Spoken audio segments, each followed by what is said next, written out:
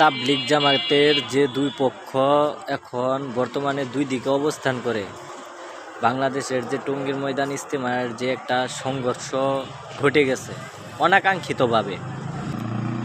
আমি তাদেরকে একটা কথা বলতে চাই, দেখুন আমরা তো ছোট মানুষ, আপনাদের মতো এত বুঝি না।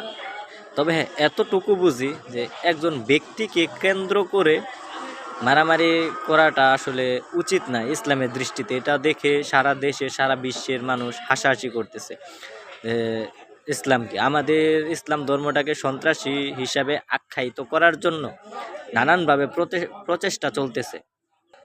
যেহেতু দেশে ভারতীয় অগ্রাসনের বিরুদ্ধে একটা মিশ্র প্রতিক্রিয়া চলতেছে, এমতো অবস্থায় আমি মনে করি কোনোভাবেই মাওলানা সাদ সাহেবকে নিয়ে বা দেশে এনে ইজতেমা করার কোনো যৌক্তিকতা আসে না।